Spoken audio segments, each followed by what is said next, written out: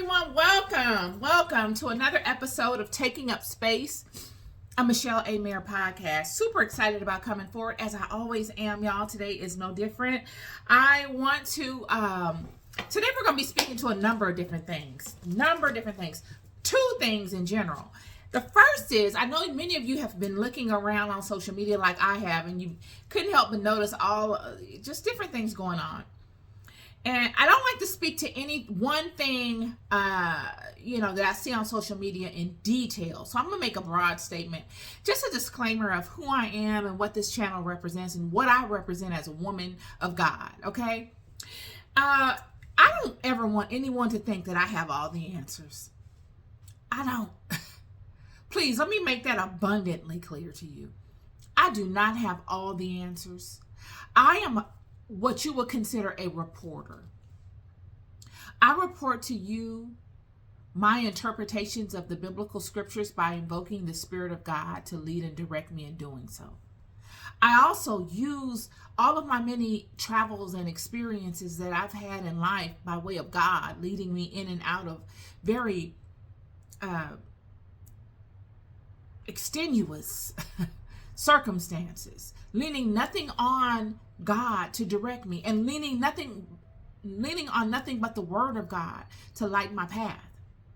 Those experiences have been God's way of educating me, of getting me to a place of knowing, not a place of, I heard somebody say it, this is what I think because this is what I've gotten so far in life with all of my experiences. No, these are things that I know because I've come in and out of them. I don't hope them. I don't wish them. I haven't ear hustled my way through them. I know them. Okay. So I don't ever want to come on and put myself in a position where I make myself seem as if I am mightier than any of you. I am not. I have a curious mind and a deep fascination for all things spiritual and godly. Period. And because of that fascination, I've acquired a number of experiences along with a tremendous library of information that I just offer up to you in the form of these Bible studies and in the form of my podcast, okay? So I don't want anyone to think at all that, I'm over here, I'm the guru of the Bible, and that I'm going to come on social media and slay all of the people that want to challenge me. I'm not about to do that. This is not going to be Pharaoh and Moses throwing down their rods around here. We're not going to do that. But anyway, I just wanted to make that very clear to you. I think you guys know that about me already, but I just want to make that abundantly clear to you moving forward so that there's no confusion. It's a waste of time. It's a waste of time because God humbles us all. God humbles us all, friend. We must remember that everything in this world has been rewritten or written by somebody else's perspective. Period. If God uses us as a vessel in which God invokes his will in the world, then it has to be no other way. Unless the angels and the demons or God has spoken a word directly to one of the priests of the children, it has to be no other way. And it has not happened. It has not been a situation for God to speak directly to us in quite a long time, friend. So when you say, do you have, because I heard somebody speaking to this about having reference notes and things of that nature to support your content or to support your idea. And it made me really think like, well, what difference does that make? If I speak to this conversation, my reference notes are my experiences. Yet, if I speak to anything biblical and that's outside of what's written in this book, let's just say this. We'll use this as an example. Because I was thinking about this myself. When Elijah went and waged war with the 400 prophets of Baal,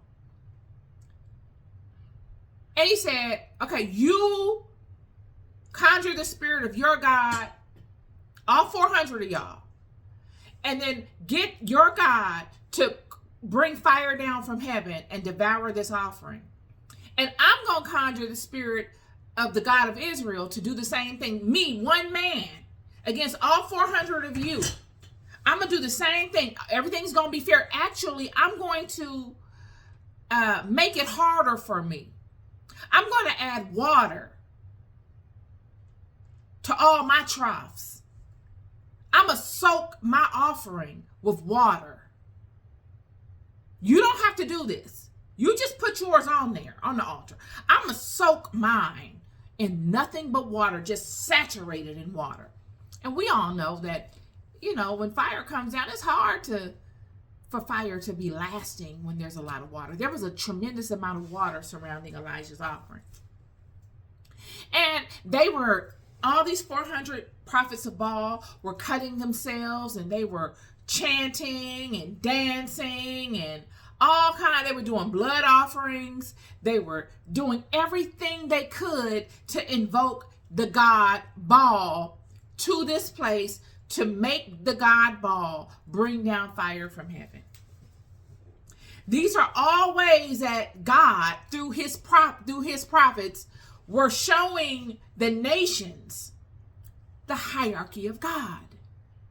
Because, friend, God could put it down on paper and say, my hierarchy is A, B, C, D, E. And it will be just like the law that Moses got from God, and that the children were not able to abide by. It will get convoluted, like all things have gotten convoluted now. We had a clear roadmap that God gave to Moses and all of the priests, and we lost our way still. So it's fair to say that God giving us a roadmap. Okay, this is my hierarchy. Writing it down and then expecting us to adhere to it is not effective.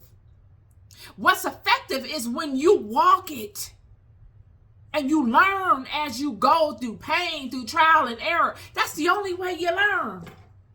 And that is how God has been moving. That is how God moves through my life, friend. So when Elijah calls on the Spirit of God, what brings me back to this conversation, because we're talking about whenever you bring something up that is outside of what the Bible specifically says, if you read into it in another way, from another perspective, everybody wants you, or any other scripture, the Quran or any other book, they want you to have all these points of reference. And what I'm saying is, using Elijah as an example, when it was Elijah's turn to call upon God to bring down the fire from heaven to consume the offering, Elijah was effective. But was it God? Listen to me. Was it actually God that brought the fire, or was God working through another entity to bring the fire? If God is in control of everything, in which God is, everything is beneath God in God's hierarchy. God is at the top, and you got all these things trickling down. Why wouldn't God use something at his disposal to bring it down? And then why wouldn't he still say it was of me? Why wouldn't he?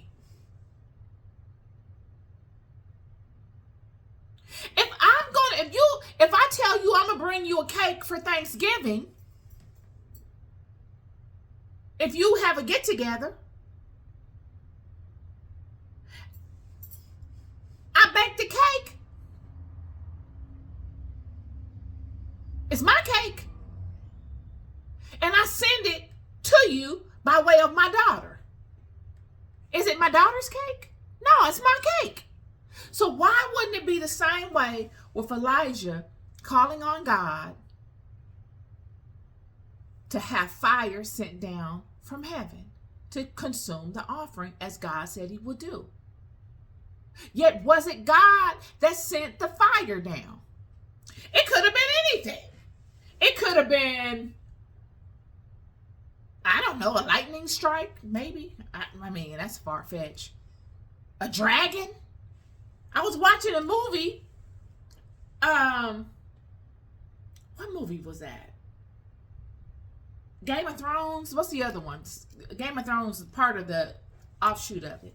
And all these dragons flying around, and they burn it up, and they're shooting fire. I'm not saying that that's what happened, but I'm giving you an example. Because in this text, God is speaking. God is showing the children the hierarchy. He's saying, you're worshiping the middleman. They cannot do what I can do. I can do all, and I can get anybody to do it. They're bound to what I tell them that they can do. But they're not telling you this. It's the same way in thinking of what I just presented you. It's the same way. But what happens with us, instead of accepting it and saying, like we used to do in ancient times, we used to be like, we would get together and put our minds together and try to understand the mind of God, because we all have the power of God flowing through us. It wasn't frowned upon for you to get together and think and try to understand. But nowadays, you got to have somebody put something on it. I got to go have John Thompson from the National Association of Bible Rhetoric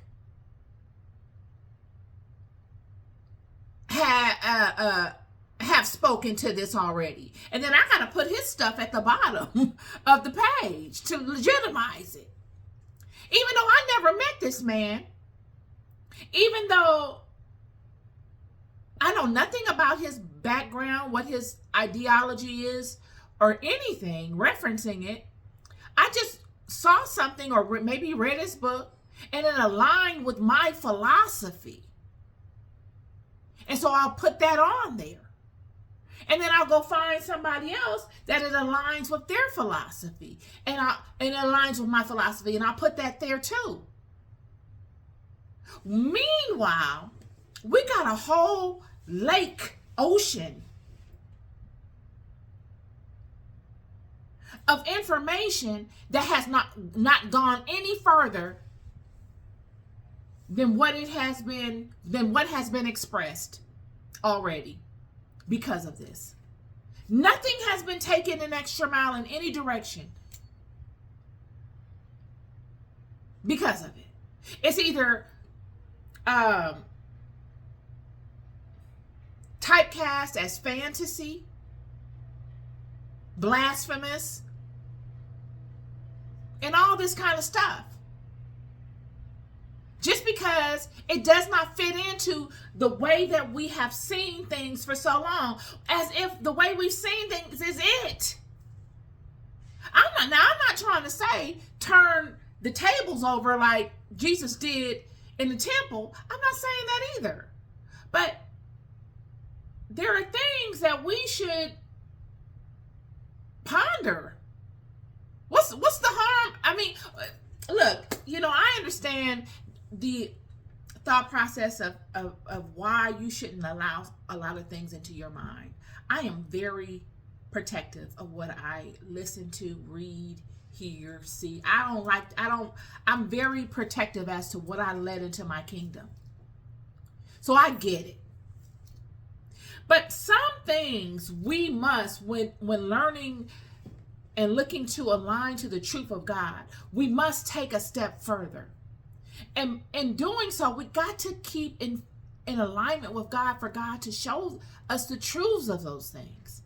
We can't just take it upon ourselves to make them truths. We have to align with God and allow God to lead us through experiences, through people showing up, to assist us in connecting the dots and taking things a step further.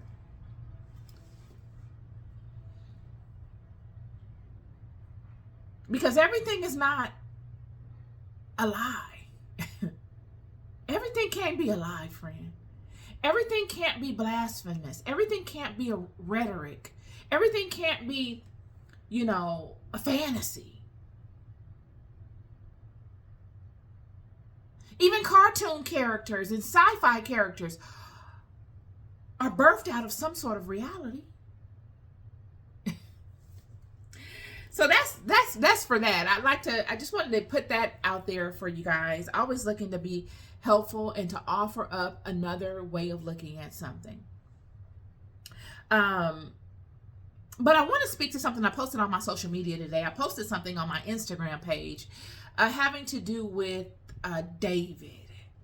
I woke up this morning, it was on my spirit. I woke up and it literally was on the forefront of my mind. And I'll read it to you. It's in 1 Samuel chapter 23. Then they told David, saying, behold, the Philistines fight against Kielah, and they rob the threshing floors. Therefore David inquired of the Lord, saying, shall I go and smite these Philistines? And the Lord said unto David, go and smite the Philistines and save Kielah. Hallelujah. And David's men said unto him, behold, we are afraid here in Judah. How much more then if we come to Kielah against the armies of the Philistines? And David inquired of the Lord yet again, and the Lord answered him and said, arise, go down to Kielah, for I will deliver the Philistines into thine hand. That was it. That was on my spirit this morning, y'all. I woke up with it, and I'd like to speak to that today. The holidays are upon us. The new year is upon us. And all of us are wrestling with something. All of us are wrestling with something.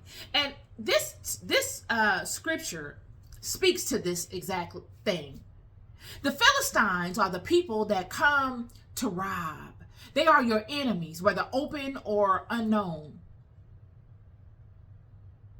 They are your enemies. They come constantly to defeat you in some way. They pose themselves as a contender to you in the success of your life.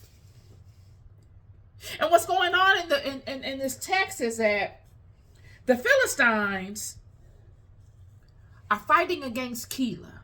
Kielah is a place. And they're robbing the threshing floors. What are the threshing floors? What is a threshing floor? A threshing floor is a place where you separate things, like you separate the wheat from the husk. You get things together. It's a place of production. Okay? So it's after you've gotten your harvest of whatever it is. Whatever it is, it could be you're cooking and you're separating your groceries and you're aligning. You're taking the groceries out the bag and you're separating the bags from the groceries, or you are buying in bulk. You went to Sam's or Costco and you bought in bulk, and now you're separating things so you can store them away, and you're putting them in Ziploc baggies, breaking them down. It's a place of production where you separate things that you don't need from the things that are necessary and the things that are of value. And the Philistines are coming and they're robbing it. The threshing floor is important because the threshing floor is a place before it leaves out to be sold or to be transported to another space to be sold or to be processed. So it's the place that you would want to rob because everything is there ready to go. You don't have to pack it up. You don't have to do anything. It's all there in abundance. The Philistines have come to Kielah. And they're robbing the threshing floor. And I read this morning. It says they told David, saying, behold, the Philistines fight against Kielah and they rob the threshing floors. Many of you are dealing with during this season of your life, coming into the beginning of the year, because at the end of the year, at the last month of the year, don't it get heavy on you? You look back at your year ahead, and either you're proud and you're happy and you're anxious for the new year, Or you look back at your year and you say, dang, okay, I see where I was. I'm happy where I'm at, but I could be better. I'm a little apprehensive to this first quarter of the new year. Or you can look at your year and you can say, dang, this was a tough year.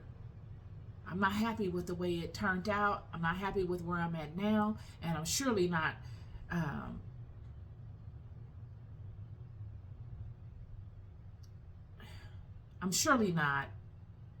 enthralled about moving forward into the new year.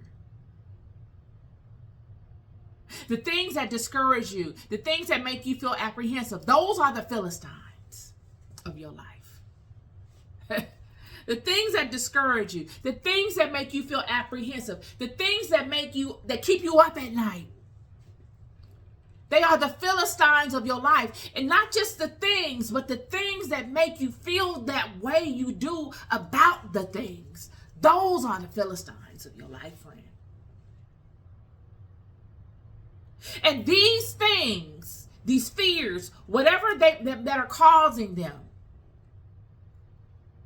whether it's uneasiness about the job, you think they're going to lay you off and you don't know if you're going to have a job or you're going to get fired. You don't know if you're going to get fired. Whether it's the relationship or the marriage and you're putting on a happy face like it's all good, but you know he's sleeping with somebody else or he probably will. And you're trying to get to a place where you can kind of stop it from getting there or stop it from happening altogether.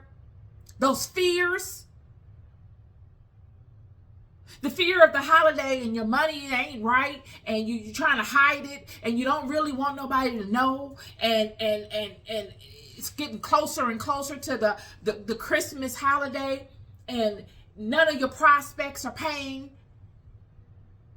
The fears.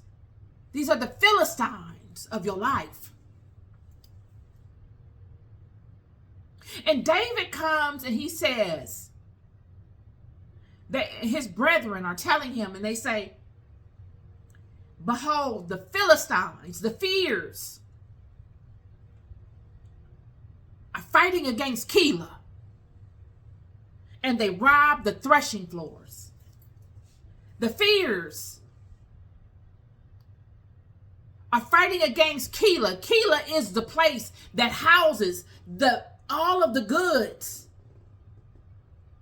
All that is priceless. All that is of value. They are robbing her. The Philistines are coming to rob her. The Philistines are fighting with her to the point that they are looking to rob all that she has that is of value, or all that he has that is of value. One moment. Thank you. And David is saying, what does David do? The first thing David does is he goes and he inquires of the Lord. He doesn't take it upon himself to get in his feelings and go and act out of ego and out of impulse and out of emotion. He goes and he inquires of God. And he says, shall I smite the Philistines? And God said to David, go and smite the Philistines and save Kielah. Friend, this came to me like a warm cozy blanket this morning. It laid on me. It just laid there on me. And it said to me that David is a symbol of something else. The Davids in our lives are our ancestors. The Davids of our lives are all of those people that have come before us in love, friend. That have transitioned. The people that loved you from the time you was a baby up. And they also are those people that transitioned before you were even born, that love your mother and your father. And that have seen all of the goings on and the births and the transitions, and that are still with the vine. They are the heads of the vines that constantly watch all those that come from their vine in love, and all those that transition from this world into the unseen world, they greet them and they bring them into the pride on the other side. There are many of those people. And David is symbolic of those people in this text to me. This is what Spirit spoke to me today, and I'm just doing my part to bring it forward. Because I was wrestling with my own stuff, and I was like, what do I have to give today? And this is what has been on my spirit all morning. So when you read the text with this idea of David being the ancestral realm, all of those in love that support you in the unseen, because there are many, friend, that walk with you. If you only knew who walks with you, you're never alone. There's never a moment that you're by yourself. David is the ancestral realm. Kielah is you. It is a season of life you're in. It is representative of you in this season. And the Philistines are all those fears, all those enemies.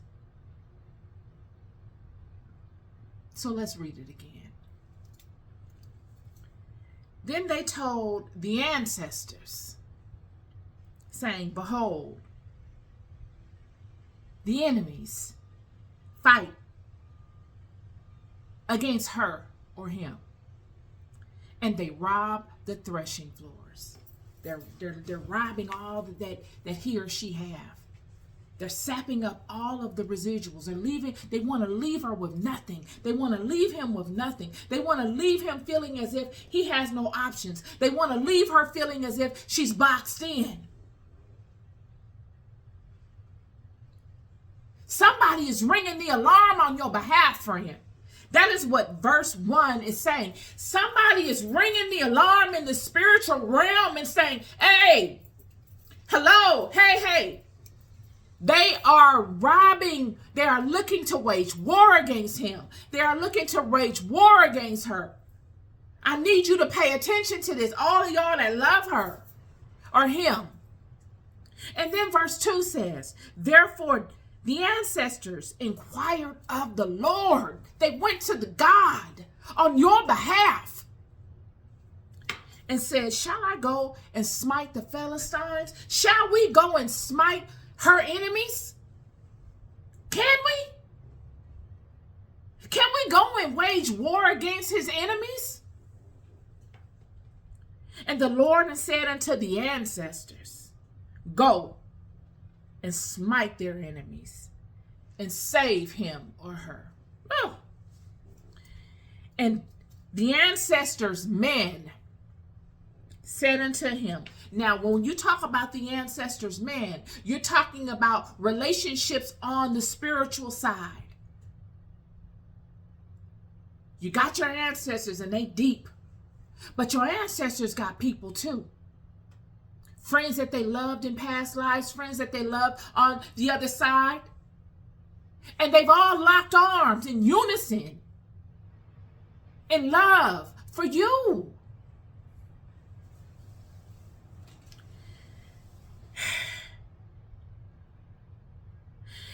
And the ancestors' men said unto them, behold, we be afraid here in Judah. We scared too. We over here in Judah, we scared too. How much more then if we come to her or him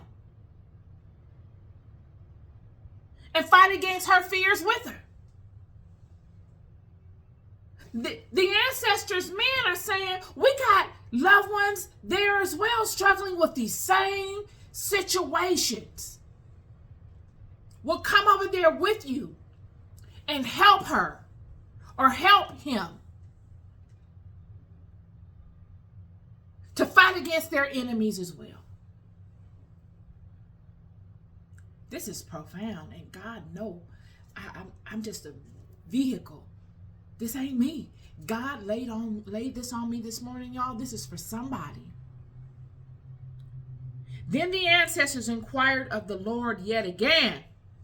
The ancestors ain't making a move. That tells you the hierarchy of the nature of things. The ancestors inquired of the Lord yet again, and the Lord answered them and said, Arise, go down to Kielah. Go down to her. Cover her with your attention and your protection. God has ordained your ancestors to come upon you, to protect you. They see everything going on, friend. Don't you ever for a second think you are alone. God, the ancestors inquired of the Lord yet again, and the Lord answered them and said, Arise, go down to her, go down to him, for I will deliver their enemies into your hand. Yo, this is a season of realization. What better word to get? And I thank God that God allowed me to be the vessel to speak it to you. Friend, God told me to tell you today that that thing you are worried about, your ancestors, all of them people that have come before you in love, have convened and have spoken with God to get permission to assist you in overcoming. That thing you think is insurmountable, that thing that you think just won't go away, that thing that you think that you cannot defeat just from what you see in the flesh, your ancestors are saying, we done rang the alarm, friend. We rang the alarm on your behalf. And we have inquired of God about you. And we have locked arms with others that are in agreement with you. They don't have to be in agreement with you in the physical world. They are in agreement with you in the spiritual world, because it is of the spiritual world that everything that is born into this world, it must be born from spirit first. So what more powerful place than to have an ally? This is speaking to spiritual allies when viewed from this perspective. And that is the word for you today, is that you got spiritual allies, friend, in very high places. You are not alone, not ever for a second. This is the love that I speak to. This is the love that I speak to, friends, every single day to you. There is no force in this life more mightier,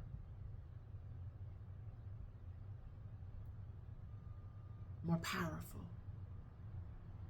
than love.